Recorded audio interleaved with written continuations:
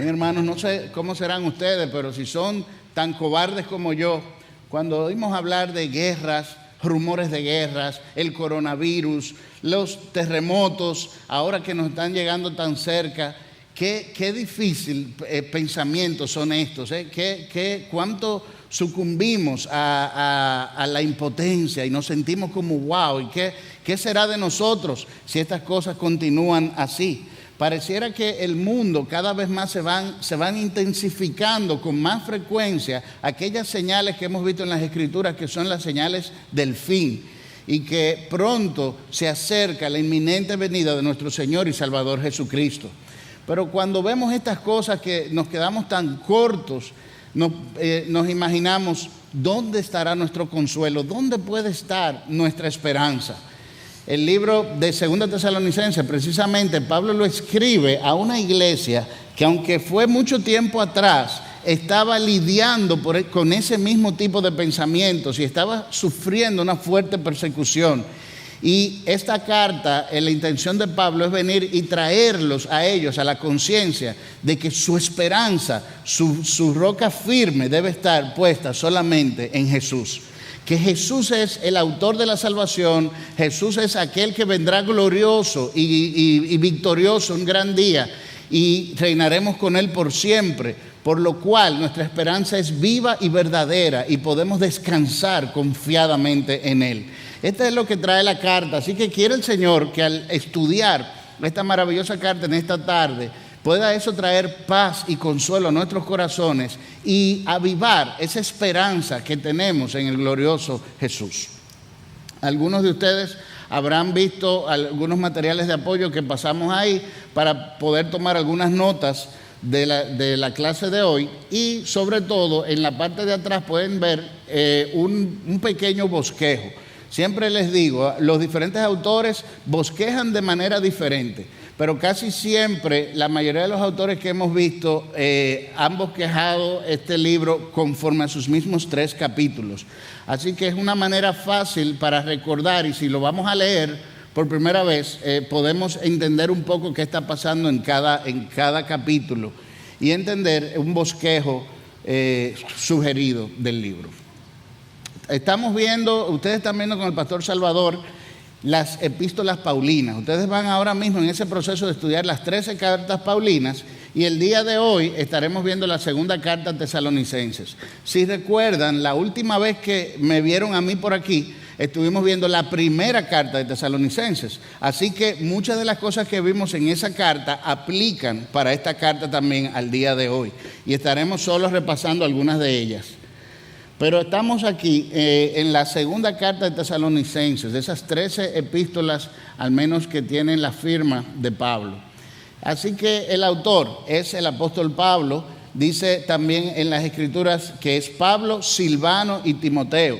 Probablemente uno de ellos dos escribió la carta por Pablo, por sus condiciones físicas, y el otro fue el mensajero. Timoteo era el mensajero que llevaba la carta y averiguaba de la iglesia para poder volver con reportes a Pablo.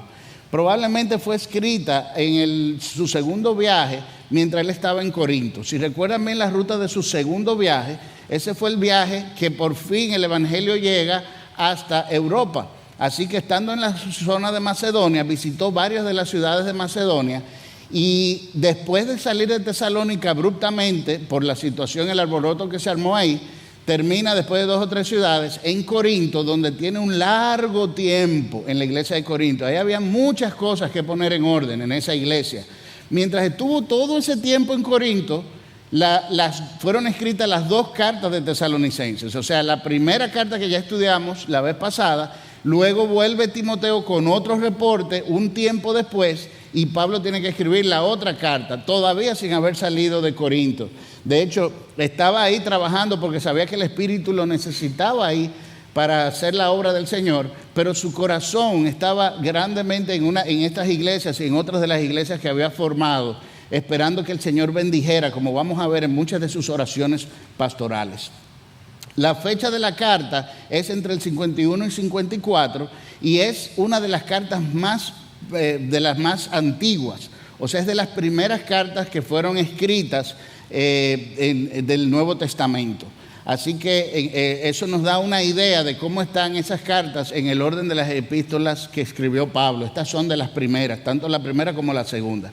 El propósito es la perseverancia en la persecución, aclaración sobre la mala interpretación escatológica de algunos hermanos de su primera carta. Ese es el propósito principal. Continuar animándolos por la fuerte persecución que tenían por mano de los romanos. En ese tiempo estaba Nerón, y era muy fuerte la persecución. Así que él quería animarlos y motivarlos a continuar en el Evangelio con la misma fuerza, con la misma fe. Era una persecución tan fuerte que muchos morían, otros eran encarcelados, otros eran perseguidos, otros eran forzados a salir, como el caso de Pablo y Silas cuando fueron a establecer la iglesia. Una persecución muy fuerte, los hermanos estaban atribulados, muy dolidos, pero mantenían su fe firme. Así que Pablo los estimula. ¿Qué testimonio dice de iglesia que ante tal persecución todavía permanezcan firmes, pero les sigue estimulando, mantengan firmes su fe? Ahora bien, con la primera carta habían unos temas escatológicos que vamos a ver más adelante que quedaron confusos para la iglesia. Así que Pablo, uno de los propósitos de esta carta es corregir esas confusiones que tienen que ver con la segunda venida de Cristo. Así que los destinatarios, la iglesia de Tesalónica, y el tema de la carta es la esperanza en la venida de Cristo, de que esa esperanza en la venida de Cristo nos anima ante el sufrimiento y nos motiva a ser responsables por él. Eso es lo que Pablo quiere demostrar en esta carta, que esa esperanza viva de saber que Jesús viene pronto nos anima a depositar toda nuestra esperanza, toda nuestra confianza en Él. Hermanos, ¿qué problema puede ser tan grande en tu tierra, en esta tierra, que tú no puedas depositar tu confianza en aquel que vendrá y destruirá todas las naciones y llevará a su pueblo a reinar con gran gozo y gran gloria por los siglos de los siglos?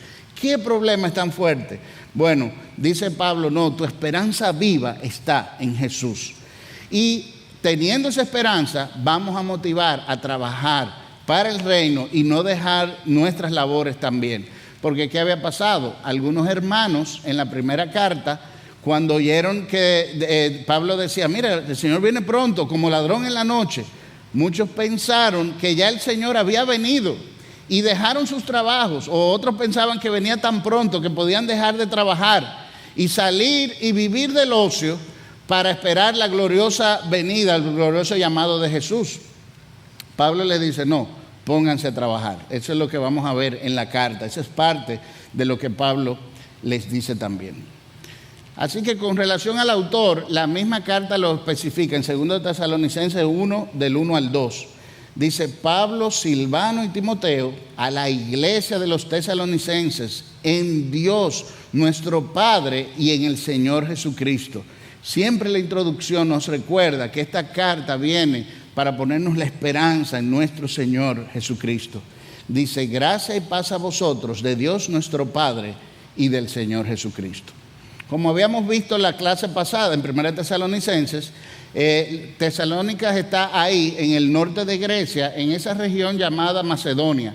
Y hay muchas de las otras iglesias ahí también, como por ejemplo la iglesia de Filipos también está ahí. Recuerden que los griegos eran los que imponían la cultura en esa época en particular. Los romanos tenían el poder político, pero los griegos tenían la filosofía, la cultura, los deportes.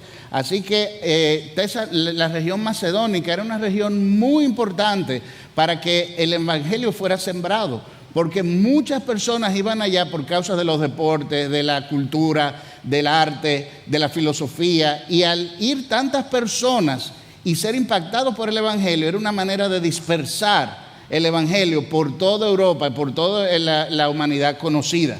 Así que esa iglesia de Tesalónica era en especial importante por esa razón. También vemos aquí una foto de lo que es hoy día, y esa la había presentado la vez pasada me parece, de la vía Egnatia, que era esa vía que une varias de esas ciudades importantes en Macedonia. Pero eso es una vista obviamente al día de hoy. y une, es una vía importante porque es una vía comercial que une muchas de esas ciudades importantes en Macedonia. Alguna vez, muchos años atrás, Pablo y Silas caminaron por esa vía que ustedes ven ahí para llevar el evangelio por primera vez a la iglesia de Tesalónicas. Así que es muy importante por su actividad comercial, política, y en el tiempo de que estamos hablando de la segunda carta, probablemente habrían unos 200,000 habitantes en la ciudad. Habíamos visto cómo fue que Pablo fundó la iglesia, y fue en medio de un alboroto, porque los judíos no quisieron aceptar la palabra del evangelio, del mismo Mesías que ellos estaban esperando. Ellos no quisieron recibir las palabras del evangelio, o muchos de los judíos. Así que finalmente muchos griegos, unos pocos judíos y algunas mujeres de la alta alcurnia fueron los que finalmente llegaron a tener la recepción de la palabra, y donde se instaló la iglesia de Tesalonicenses. Pero en el tiempo que estaba Pablo predicando, hubo un alboroto tan grande porque los judíos quisieron poner a Pablo y a Silas en contra del gobierno, diciendo que estaban adorando a un rey, al rey, que Jesús es rey, y eso provocó que Pablo y Silas tuvieran que salir abruptamente. Pablo, a la hora de escribir la segunda carta a Tesalonicenses, no había vuelto todavía a Tesalónica, sino que había estado continuando su segundo viaje misionero con Silas, y en este tiempo todavía estaba en un periodo largo en la iglesia de Corinto. Entonces, ¿cómo se enteraba Pablo de las situaciones que ocurrían? Por un mensajero que iba y venía, como veremos ahorita, Timoteo. Si hiciéramos una línea del tiempo de los primeros 100 años de la historia, podemos ver desde el nacimiento de Jesús hasta su muerte, ¿verdad? Y la vida de Cristo serían esos primeros 30 años.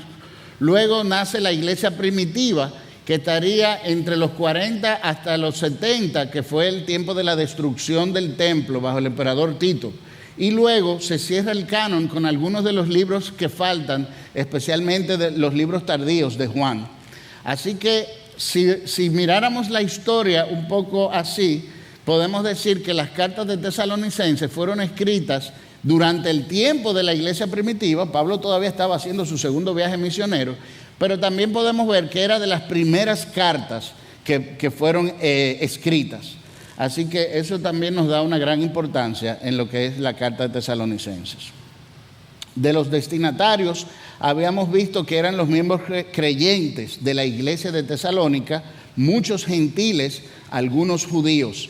Y era una iglesia con un buen desempeño cristiano. Si la comparáramos con la iglesia de Corinto, podemos entender que había un mejor desempeño cristiano en la iglesia de Tesalonicenses, pero aún así Pablo tenía que ir ajustando algunos detalles aquí y allá, y sobre todo algunos detalles teológicos.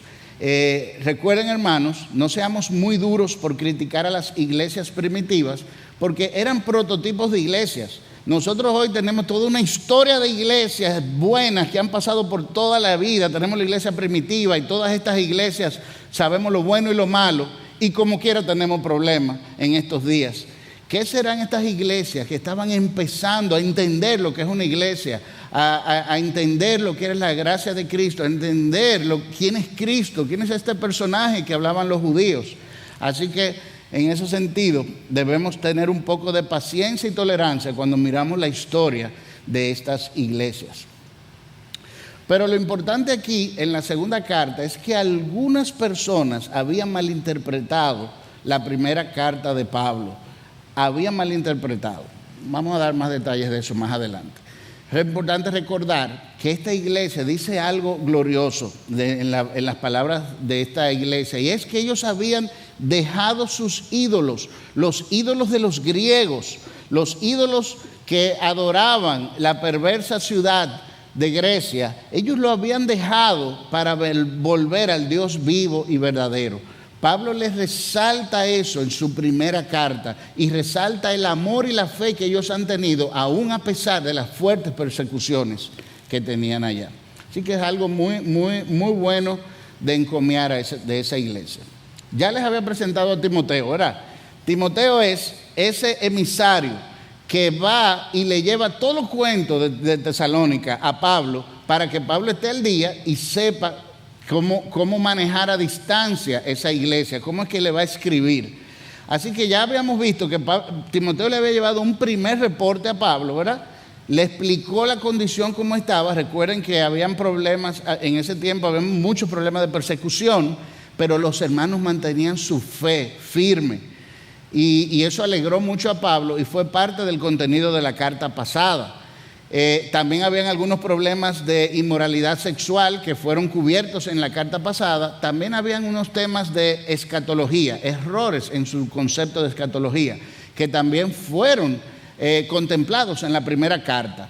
Pero ahora Timoteo vuelve y le da un segundo reporte. ¿Qué ha pasado, Timoteo? Cuéntame, ¿cómo está mi iglesia querida? No he podido ir porque estoy aquí inmerso en Corinto, ¿verdad? Ordenando y arreglando tantas cosas, pero quiero saber de esa iglesia tan sufrida, ¿cómo está?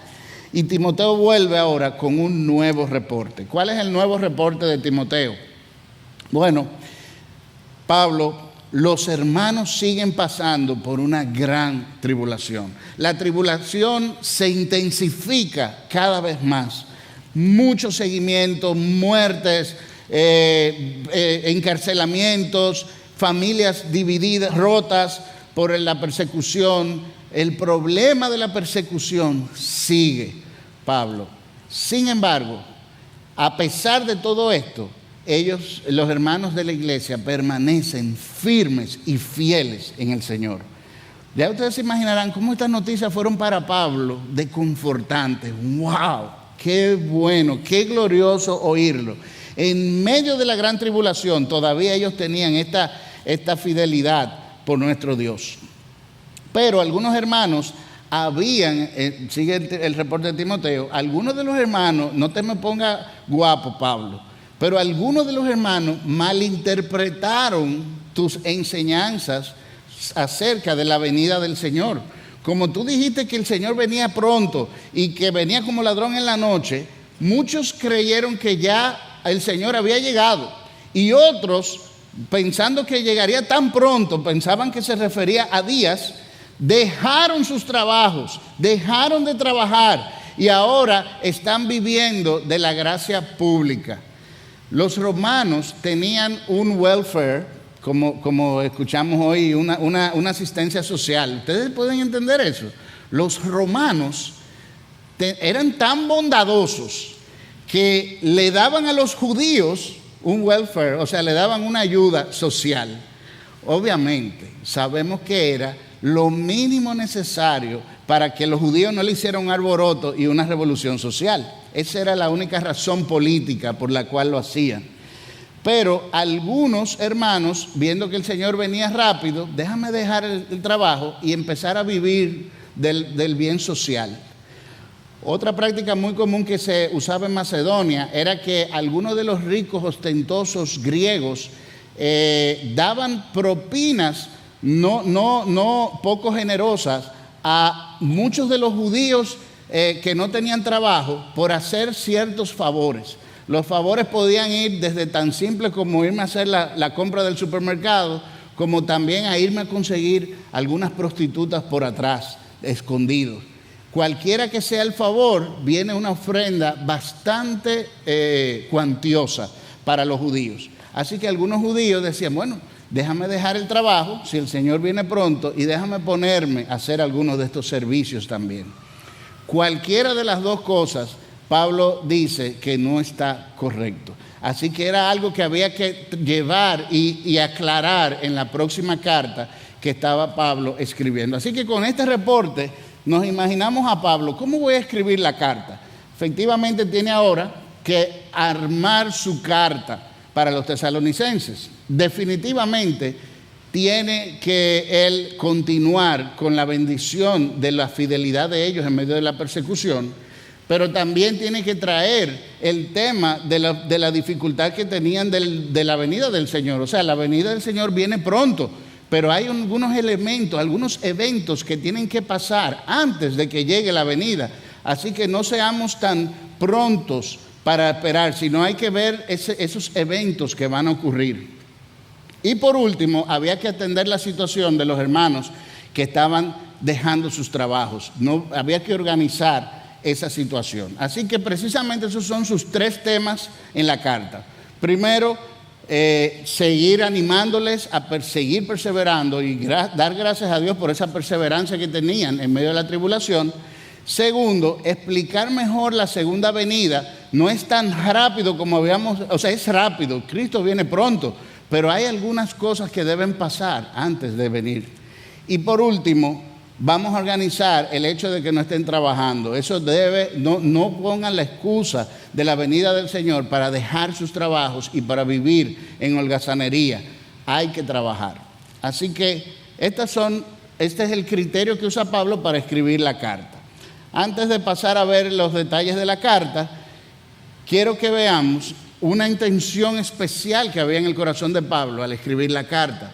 Y es que tenemos que asegurar que tanto el pueblo de los tesalonicenses como todas las iglesias posteriores que leamos la epístola de 2 a los Corintios, estemos claros de que no importa cuán fuerte es la persecución, no importa cuán fuertes sean nuestros problemas, que no nos dejen dormir en la noche. ¿Cuál es ese problema que no te deja dormir en la noche, que en tu mente llegan ahí justo en el momento que tú quieres descansar? Y ese problema tan fuerte que tú tienes en tu mente, no importa cuán grande es, no importa el coronavirus, los terremotos, las guerras, los rumores de guerras, el terrorismo, nuestra confianza siempre debe estar en nuestra esperanza solo en Jesús. Eso es lo que tú tienes que dejar claro. Si eso es lo único que tú te acuerdas de la carta que estamos estudiando hoy, amén, eso es suficiente en gran medida. Nuestra esperanza, no importa el problema, está en Jesús. Demostrado está además que el Señor viene y que viene pronto y reinaremos con Él por siempre. Él es nuestro Salvador, nuestro Redentor. Nuestra esperanza debe estar en Jesús. Así que ahí están los 3 temas que Pablo le va a escribir a la carta. Confirmación en medio de la aflicción, explicar mejor la profecía escatológica de la venida de Cristo para que no crean que es tan inminente, que es tan rápida, sino que hay unos eventos que deben ocurrir antes, y la clarificación de la profecía en cuanto al trabajo. Deben salir a trabajar. Vamos a ver la confirmación en medio de la aflicción, hermanos. Y Pablo empieza con una hermosa oración pastoral de gozo y de acción de gracias por múltiples virtudes de esta iglesia tan hermosa, que es una oración tan hermosa que nos llama a nosotros a recordar que nosotros también debemos orar por nuestra iglesia y por otras iglesias. Y hay aquí algunos argumentos hermosos para orar. Pero es que yo no conozco todos los miembros de la iglesia. No importa, ustedes verán cómo Pablo, sin conocer muchos de los miembros de Tesalónica, tiene argumentos de sobra para orar por ellos, para orar para el reino de Dios. Y empieza él dando acciones de gracia porque su fe va creciendo. En medio de los problemas, cuando ellos luchan y crecen después de cada problema, eso hace que ellos vayan creciendo cada vez más y más en la fe y en el amor a Jesús. Así que le dice gracias. Doy acciones de gracias porque su fe va creciendo en medio de esas dificultades que ustedes van pasando día a día. También por su amor abundante. Dice que el amor de los tesalonicenses era reconocido por toda Macedonia y era un ejemplo de virtud del amor de Cristo que ellos reflejaban. Y eso era visto por otras iglesias y se motivaban a amar y amar cada vez más.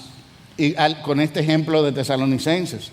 También da acciones de gracias por su fe en las tribulaciones. Wow, en medio de tantos problemas mantenían firme su fe. Hermanos, y a veces yo pienso, óyeme, nosotros comparado con esos problemas de tesalonicenses, pocos problemas tenemos. ¿Y cómo tambalea nuestra fe tan fácilmente? ¿Cómo nosotros descuidamos nuestros deberes cristianos, del crecer en la gracia de Cristo, el estudiar la palabra, el asistir a los cultos? ¿Por qué descuidamos el amor fraternal unos con otros? Tanto descuidamos nuestra fe con pocos problemas que tenemos. Y esta iglesia, teniendo problemas fuertes de persecución, de muerte, de apresamientos, mantenían firme su vocación para el Señor. Hermanos, esto es un gran ejemplo para nosotros y para tomarlo en cuenta para nuestras vidas. Pero Pablo también dice que ora a Dios para que Dios les tenga dignos de sus llamamientos. ¿Ustedes entienden verdaderamente el llamamiento al cual nosotros hemos sido llamados? Ser embajadores de Cristo en esta tierra, ser los representantes del reino de los cielos y llevar las verdades del evangelio a toda nación. Y a veces nos pensamos, ¿realmente estamos viviendo vidas que digan que están dignas conforme al llamamiento que tenemos? Pues Pablo oraba eso por la iglesia. Usted puede orar eso por su iglesia. Dice Mark Dever que él estimula mucho de los hermanos a que oren por la iglesia y que tomen el directorio de teléfonos de los hermanos de la iglesia y oren uno por cada uno de ellos. Aunque usted no lo conozca, ore para que Dios los tenga dignos por el llamamiento que fuimos llamados. Ore porque su amor abunde más y más, porque su fe crezca en medio de las tribulaciones. Aquí hay muchos argumentos para orar. Para que Dios cumpla todo propósito de bondad y toda obra de misericordia y toda obra de fe en gran poder. Que Dios cumpla el propósito que ha dado para esta iglesia. Y por último, para que el nombre de Cristo sea glorificado en medio de ellos. Miren cuántas cosas usted puede orar por todos los hermanos de su iglesia, hasta de la iglesia de Santiago puede orar, aunque usted no nos conozca. Miren cuántas cosas pueden hacer. Esto me acuerda mucho a mi pastor, Eric Gómez, que él es un hombre de oración, yo sé que ustedes lo conocen, y esta es una práctica que él hace. Él toma la lista de miembros y ora uno por uno con argumentos específicos.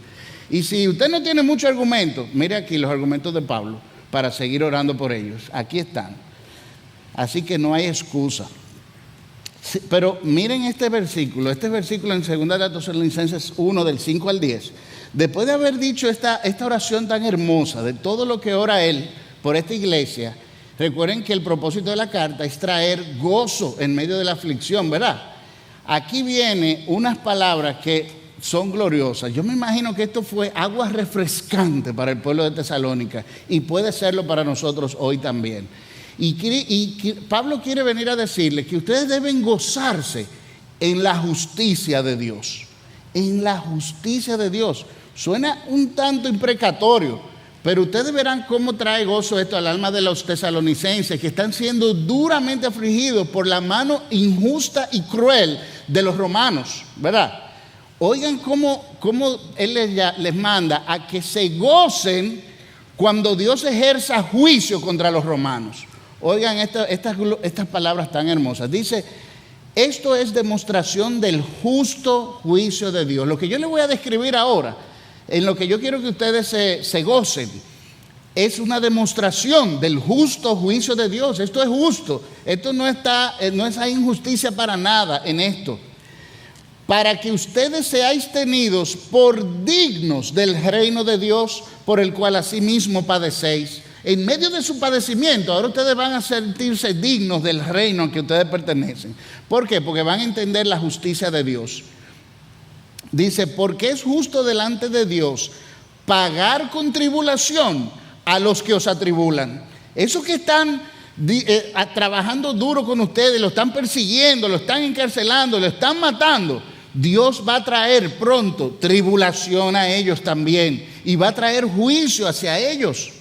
Y dice, y a vosotros que sois atribulados, Dios se va a gozar en su justicia, en daros reposo con nosotros. Ustedes van a estar contentos con lo que Dios hará con ustedes. ¿Cuándo? Esto va a ocurrir cuando se manifieste el Señor Jesús desde el cielo con los ángeles de su poder. En llama de fuego, va a venir con fuerte el Señor, una llama de fuego para hacer justicia contra sus adversarios, para dar retribución a los que no conocieron a Dios ni obedecen al evangelio de nuestro Señor Jesucristo. Dice, aquí va a venir algo poderoso. El Señor va a venir con gran fuego de lo alto y dará retribución a aquellos que no guardaron el evangelio del Señor. Aquí Pablo está trazando una raya muy clara entre dos grupos. Un grupo que son aquellos que abrazan el evangelio de Jesús y aquellos que sus promesas vienen a ser parte de su gloriosa esperanza. Y otro grupo que son los que no miran el evangelio de Dios, se apartan, dicen que no conocieron a Dios, ni obedecen el evangelio de Jesús. Ahí está muy claro esos dos grupos. Y dice que el Señor vendrá con gran fuego de lo alto para tratar con dureza y derramar toda su ira contra aquellos que no conocieron a Dios ni obedecieron su evangelio. Pero a ustedes, hermanos, ustedes que han abrazado ese evangelio glorioso, el Señor los va a abrazar con brazos tiernos de amor y reinaremos con Él por siempre. Es la idea del texto. Dice, sigue diciendo en el versículo 9, aquellos que Dios destruirá con fuego, los cuales sufrirán pena de eterna perdición, excluidos de la presencia del Señor y de la gloria de su poder. Eso será cuando venga en aquel día para ser glorificado en sus santos. Con nosotros, hermanos, será glorificado, seremos parte de su gloria y ser admirados en todos los que creyeron. ¡Wow! Ese día todo el mundo estará admirando al Señor. Los que abrazaron el evangelio estarán, dice el texto, admirados, contentos de la gloria del Señor. Pero los que no abrazaron el evangelio estarán llorando su cruel perdición. Dice, por cuanto nuestro testimonio ha sido creído entre vosotros. Así termina ese tiempo de darle gozo y esperanza a los hermanos en Tesalónicas. Crean, tengan su esperanza firme en Jesús, porque Él traerá justicia. A ustedes que creyeron en Él, le va a traer gozo eterno. Y a los que no creyeron en Él, juicio eterno. Luego viene entonces, habiendo visto la confirmación en medio de la aflicción, en el capítulo 1, ahora pasamos al capítulo 2, para explicar un poco la profecía de la segunda venida. La profecía de la segunda venida. Y nos preguntamos aquí, pero ven acá, ¿qué pasó? ¿Fue que Pablo se equivocó en la primera carta cuando explicó el tema de la escatología? ¿Es que él no lo supo explicar bien, la escatología? Obviamente, hermanos, sabemos que no, que fue una inspiración del Espíritu Santo. La situación por la que estaba pasando el pueblo de Tesalónica fue que los llevó a ellos a malinterpretar el tema de la venida. En un tema, y qué glorioso, porque nos deja ahora una visión de 360 grados de la venida del Señor Jesucristo. Nos da una imagen más completa de las cosas que van a pasar. En la primera venida era importante que Él les recordara en medio de su sufrimiento, el Señor viene ya, viene pronto, viene como ladrón en la noche. Pero Él no les dijo que dejaran sus trabajos para ir a esperar al Señor en las nubes. No.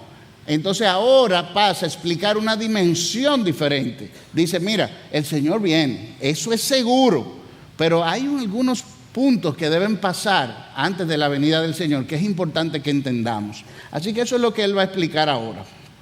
La venida del Señor en el punto 2. Y empieza introduciendo, mira, no dejes que nadie te engañe, porque son muchos los que andan por ahí hablando y diciendo cosas que no son de la segunda venida del Señor. Así que no dejes que nadie les engañe con relación a eso. Vuelvo y ratifico, el Señor está cerca. Eso no es eso lo que vengo a dudar ahora, no, seguimos manteniendo, el Señor viene cerca. Alguien podrá objetar, pero ven acá, esa carta se escribió casi 2000 años atrás y el Señor no ha venido. ¿Cómo que el Señor viene cerca? Hermanos, si vemos la historia de la redención del hombre a la luz macro, ¿verdad? Y vemos los eventos principales de la historia de la redención, ¿verdad? La creación de un decreto en la eternidad pasada, luego la creación de la humanidad, luego la creación del hombre, la caída, luego la venida de Cristo. Nosotros estamos ahora en la víspera de lo próximo que viene. Ahora nosotros, lo próximo grande que va a venir ya es el Señor con toda su gloria. Así que no des por dilatado la venida de Cristo. El Señor viene y viene pronto. Ese es el próximo gran hito de la historia de la redención humana.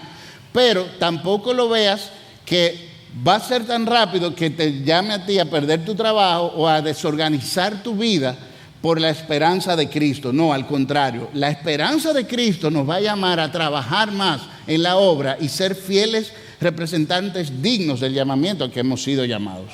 El Señor viene, sigue viniendo cerca. Allí habrá justicia de Dios.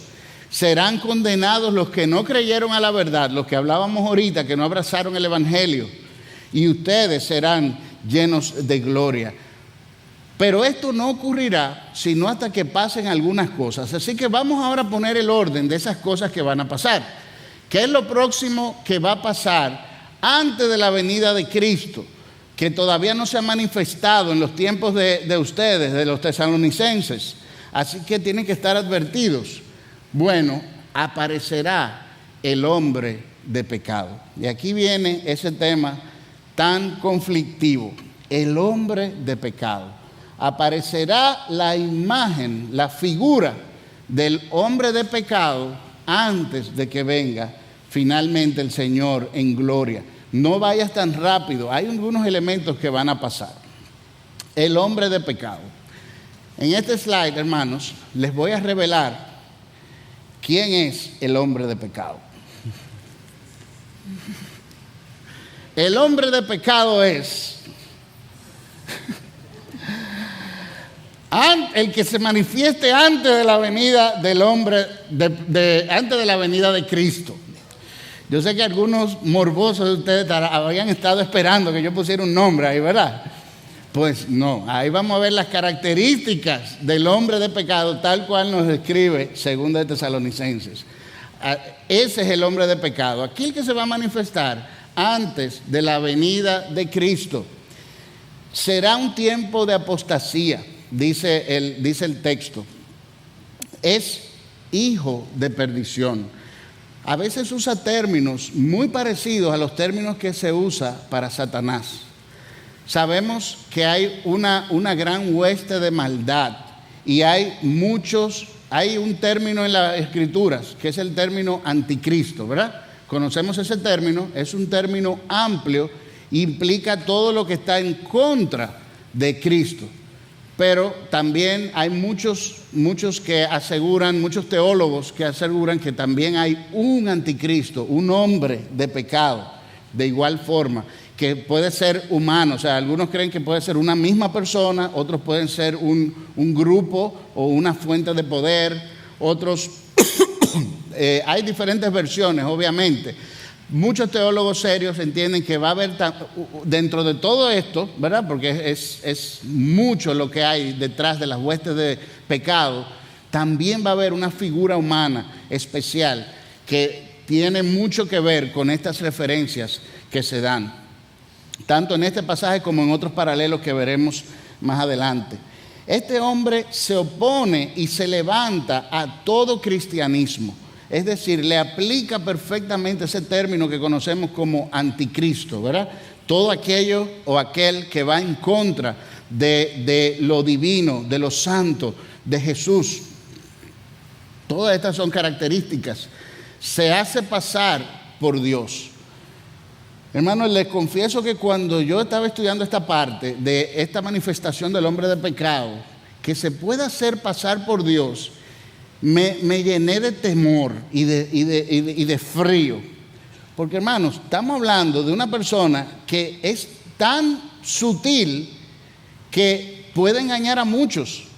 Y ahí mismo me pregunté a mí mismo, pero ven acá, nuestro conocimiento escritural, nuestro discernimiento conforme al saber de las Escrituras, al vivir, ¿está a la altura para nosotros realmente discernir el hombre de pecado o aquello que es anticristo? Porque hay muchos elementos anticristo que son sutiles y que se visten de cierta pulcritud, de cierta virtud.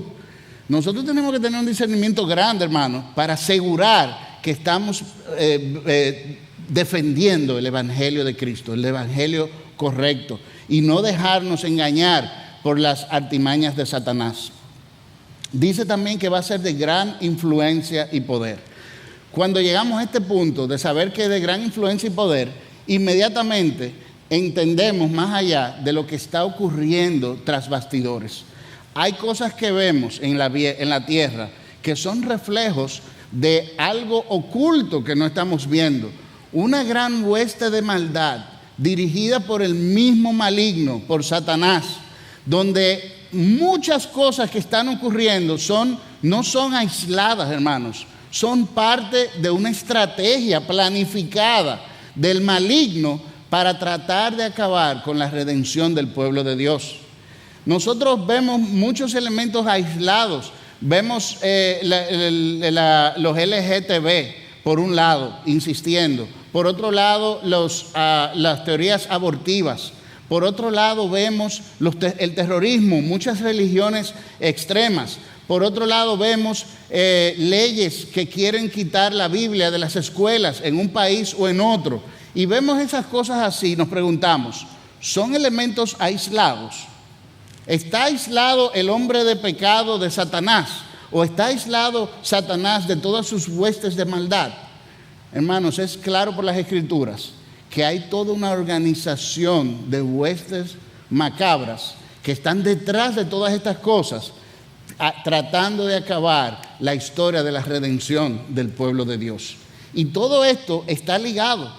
Si este hombre de pecado es una figura humana al final de los tiempos, como parece ser en muchos textos, esta figura humana viene con toda esa influencia y todo ese poder de toda esa hueste de maldad que está detrás, manipulando toda la estrategia de Satanás para acabar con la redención del hombre. Así que estamos hablando de una guerra de dimensiones grandísimas, más allá de nuestra propia influencia personal.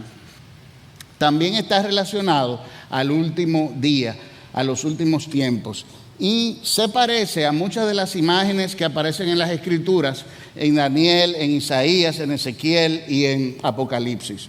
Veamos algunos textos paralelos. No todos los textos que están aquí hablan del hombre de pecado, pero sí de las huestes de maldad que están atrás de Satanás, donde está coordinando toda su estrategia para con nosotros. Tal vez leyendo juntos todos estos versículos, entendemos un poquito mejor cómo es que Satanás está atrapándonos, queriéndonos atrapar.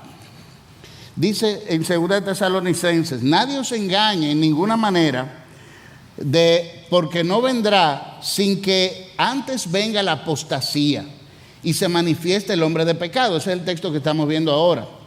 El hijo de perdición, el cual se opone y se levanta contra todo lo que se llama Dios o es objeto de culto, tanto que se sienta en el templo de Dios como Dios, haciéndose pasar por Dios. Oigan qué cuidado tenemos que tener ahí. Apocalipsis 13, del 6 a 8, habla en una de sus imágenes, y abrió su boca en blasfemias contra Dios, para blasfemar de su nombre, de su tabernáculo, de los que moran en el cielo. Es un blasfemo. Y se permitió hacer guerra entre los santos y vencerlos. También se le dio autoridad. Oigan, hermanos, qué detalle. Dentro de las huestes de maldad está esto. Se le dio autoridad sobre toda tribu, pueblo, lengua y nación. Esto estamos hablando de un ataque mundial que el maligno tiene. Y lo adorarán todos los moradores de la tierra, cuyos nombres no están escritos en el libro de la vida del Cordero, que fue inmolado desde el principio del mundo. Primera de Juan nos habla un poco más también. Dice, el cual se opone y se levanta contra todo lo que se llama Dios. Eso es hablando del concepto genérico de anticristo. O es objeto de culto, tanto que se sienta en el templo de Dios como si fuera Dios, haciéndose pasar por Dios. Ven cómo hay mucho paralelismo en que muchas de las representaciones de las huestes de maldad parecieran muchas estar con una vestidura de cierta virtud y cierta apariencia de sabiduría o de inteligencia que puede engañar a muchos, hermanos. Eso es terrible. Tenemos que tener un discernimiento muy, muy serio para poder trabajar contra las huestes de Satanás. Hay algunas figuras en Daniel muy similares. Saben que se levantaron muchos hombres como anticristos después de Daniel. Dice, y al fin del reino de estos, cuando los transgresores lleguen al colmo, se levantará un rey altivo de rostro y entendido en enigmas, y su poder se fortalecerá, mas no con fuerza propia, y causará grandes ruinas y prosperará, y hará arbitrariamente y destruirá a los fuertes y a los pueblos de los santos. Tiene una misión específica, hay una estrategia que deben cumplir cada uno de estos emisarios del diablo. Isaías 14, hablándonos del maligno, hablándonos de Satanás, nos describe un poco de cómo son estas huestes.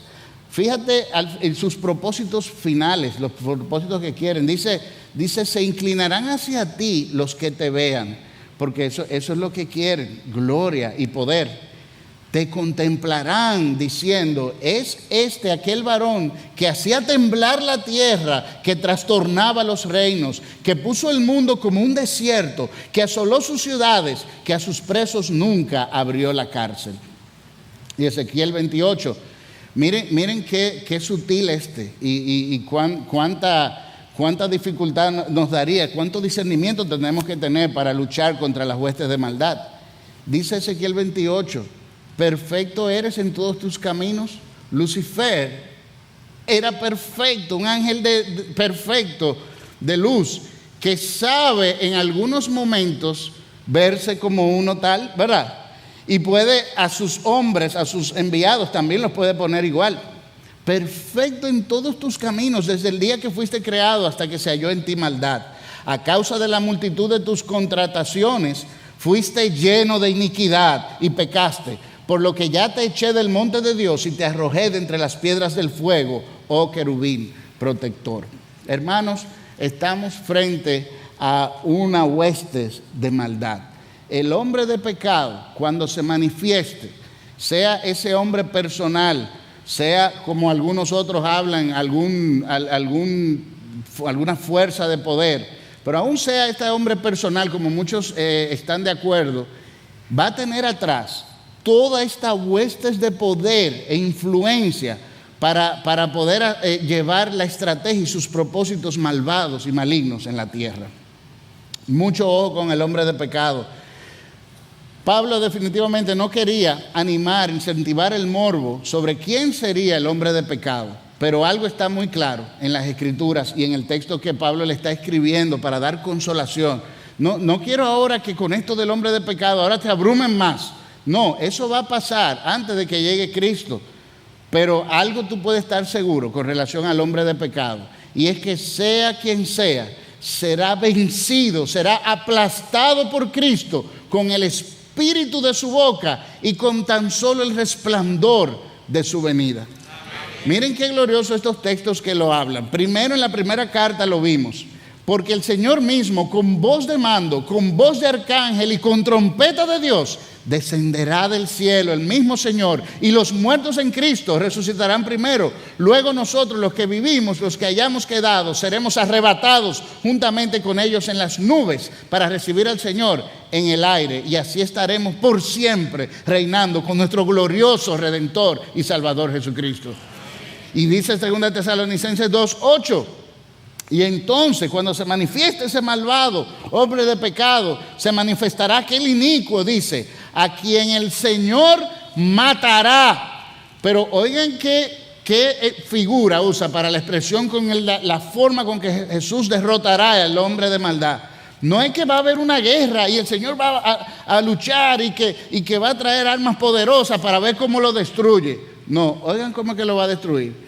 El Señor mismo se presentará y lo matará con el simple soplo de su boca, de su boca. Con eso será la destrucción total para ese hombre de maldad y todas sus huestes infernales. Y lo destruirá, dice el texto, solo con el resplandor de su venida. Cuando el Señor venga acercándose en los cielos gloriosos y la luz de los destellos de sus glorias vayan llegando antes de Él, esos destellos serán suficientes para destruir y despolvorizar a todas las huestes de maldad. Tipo película. El Señor glorioso reinará por los siglos de los siglos, destruirá toda hueste de poder. Hermanos, nuestra esperanza debe estar solamente puesta en Jesús, dice Pablo a los tesalonicenses. Sigue, esto es hermoso, este escogido para salvación, este texto. 2 Tesalonicenses 2, el 13 al 17. Pero nosotros debemos dar siempre gracias a Dios respecto a vosotros, hermanos amados por el Señor, de que Dios haya escogido desde el principio para salvación. Él nos escogió, no fuimos nosotros que vinimos a Él. Él nos escogió para venir a la luz mediante la santificación por el Espíritu y la fe en la verdad. Y dice, a lo cual os llamó. Él os llamó a ustedes mediante nuestro evangelio para alcanzar la gloria de nuestro Señor Jesucristo. Así que, hermanos, estad firmes y retened la doctrina que habéis aprendido. Una vez visto esto, de cómo Dios vendrá y cómo aplastará al enemigo, nosotros tenemos una misión que hacer. Estad firmes y retened la doctrina que habéis aprendido. Esta palabra de Dios, sea por palabra o por carta nuestra. Ahí está Pablo, de paso, añadiendo el canon de 2 Tesalonicenses. Dice, sea por la palabra de Dios o por esta palabra escrita por nosotros, que el Espíritu está canonizando, ¿verdad? Palabra de Dios. Así que, y dice el 16, y el mismo Jesucristo, Señor nuestro y Dios nuestro Padre, el cual nos amó y nos dio consolación eterna y buena esperanza por gracia, ¿qué haga? Conforte vuestros corazones. Es el propósito de la carta, que ustedes estén animados, que estén confiados en el Dios de todo poder, que Él conforte vuestros corazones y os confirme en toda buena palabra y obra. Qué glorioso, hermanos, ¿eh? Esta es la carta de 2 a Tesalonicenses. Antes de pasar a ver la última misión de Pablo con relación al trabajo, quiero preguntar un trivia a ustedes sobre las cartas paulinas. Les voy a escribir un texto icónico importante de algunas epístolas, y usted me va a decir solamente cuál epístola paulina es. Pero quiero que me lo digan a coro, como ustedes hacen siempre, ¿ok? Dice, ¿qué carta paulina dice lo siguiente? Justificados pues por la fe, tenemos paz para con Dios por medio de nuestro glorioso Señor Jesucristo. Romanos, muy bien. Porque por gracia sois salvos por medio de la fe, y esto no de vosotros, pues es don de Dios. Muy bien. Por último, vamos a ver si se saben esta. Si alguno no quiere trabajar, tampoco coma. ¿Cuál? La de ahora. Hermano, eso es lo que Pablo le quiere decir ahora. Si alguno no quiere trabajar, tampoco coma. No me venga con la excusa espirituales. No. Cristo no nos llama al desorden. Cristo nos llama a ocuparnos. Clarificación de la profecía, por último. Pablo primero le pide una oración a ellos. Ahora le pido que ustedes oren por mí, para que la palabra del Señor corra y sea glorificada. Recuerden que Pablo estaba en medio de eso, de llevar la palabra y extender los límites del mundo en el Evangelio. Estaba ya en su segundo viaje misionero. Así que oremos para que la palabra siga creciendo en los límites del mundo, y también para que seamos librados de hombres perversos y malvados. En todas las ciudades que Pablo entraba con las buenas nuevas del glorioso Evangelio de Cristo, había fuerte persecución. Entonces dice Pablo, óyeme, oren para que estos hombres perversos y malos podamos ser librados de ellos y poder seguir expandiendo el Evangelio. Dice 2 Tesalonicenses 3, pero fiel es el Señor que os afirmará y guardará del mal. Una vez más, ese amor pastoral, pongan su confianza en Jesús. Y el versículo 5, y el Señor encamine vuestros corazones al amor de Dios y a la paciencia de Cristo. Pongan su confianza en el Señor. Ese es el propósito de la carta. Pero ahora vamos con el deber de trabajar.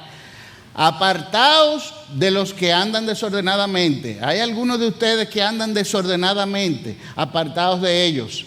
Miren el ejemplo de Pablo. Dice, él mismo se pone como ejemplo, que trabajaba incansablemente de día y de noche. Se dice que Pablo trabajaba haciendo tiendas. Eso era algo que se usaba mucho, tiendas de campaña para habitar, para vivir. Así que él hacía mucho de ese trabajo, y eso le permitía fundamentar su ministerio también, además de algunas ofrendas que recibía de algunas de las iglesias. Pero dice él, trabajen. No, el Señor no nos ha llamado a ser vagos. Tenemos que trabajar. Y de paso, trabaja para ganarte el pan y trabaja en el reino del Señor. Sigue diciendo, el que no trabaje, que no come. Algunos sienten que son palabras fuertes, pero recuerden el contexto. O sea, ellos querían dejar de trabajar para ir a vivir de la beneficencia pública. Así que el que no trabaje, que no come, punto. Dice, no anden entrometiéndose entre lo ajeno como los que andan desordenadamente, porque eso también pasaba. Los que se vivían así desordenadamente y dejaban sus trabajos, se estaban entrometiendo entre la vida de los demás y entre la vida de los griegos. Dice, dejen eso, trabajando sosegadamente, coman su propio pan. Esa es la virtud. No use esa excusa de que el Señor viene para esto. Trabajen sosegadamente y coman su propio pan. Y no se cansen de hacer el bien. Y obviamente la venida del Señor no es una excusa para no trabajar. Debemos ser diligentes. Bendición final, dice en 2 Tesalonicenses 3, del 16 al 18. Y el mismo Señor de paz, vuelve otra vez, hermano, este es el propósito, este es el énfasis de la carta, que descansemos en nuestro Dios, que nuestra confianza, nuestra esperanza esté en Jesús.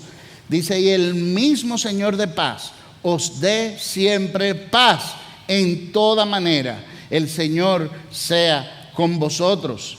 Hace una salutación especial, la salutación es de mi propia mano, dice, yo lo estoy escribiendo yo. Para como quien dice de especial, es así porque él tenía dificultades para escribir, así que esta salutación la pongo yo mismo de mi propia mano, aunque me dificulte, como firma de que esta carta se las estoy mandando con amor, con cariño, y la gracia de nuestro Señor Jesucristo sea con todos vosotros, amén. Qué carta más hermosa. Esa carta nos lleva a ese amor de Jesús, ese amor de redención, ese amor. Vemos a lo largo de la historia de la redención del hombre siempre dos cosas: juicio de Dios a las naciones, a esos que hablaba ahorita que Cristo aplastaría con gran poder en su venida, pero a la vez siempre vemos el gozo de Jesús de cuidar un remanente especial para sí, ese pueblo especial que escogió desde antes de la fundación del mundo, y que a ese pueblo especial los va a mantener dentro de su paz y de su consuelo. Y dice, es verdad que vamos a tener tribulación aquí, vamos a tener problemas, pero podemos descansar confiadamente en ese Dios, en Jesús, con quien reinaremos por siempre. Y dice, ese Jesús, que es el juez venidero, que recompensará al justo gloriosamente y destruirá implacablemente al impío. Ese Jesús es el Rey victorioso, dice esta carta. Dice que toda nación se postrarán ante Jesús. Unos se postrarán con lágrimas porque no abrazaron su evangelio cuando había chance, pero otros lo abrazarán, como dice la carta, con gran admiración al Señor. Y dice, recompensará a su pueblo. A haber una recompensa eterna donde reinaremos y seremos coherederos de Él por siempre en gloria. Y castigará fuertemente al impío, dice esta carta. Y también derrotará con gran poder al hombre de pecado. Tan solo el destello de su gloria será suficiente para destruir al hombre de pecado, al maligno y todas sus huestes infernales con gran poder. Como conclusión, si les dejo, hermanos, estos 3 detalles. Hermanos, no seamos ociosos, esperemos la venida de nuestro Señor trabajando en su obra.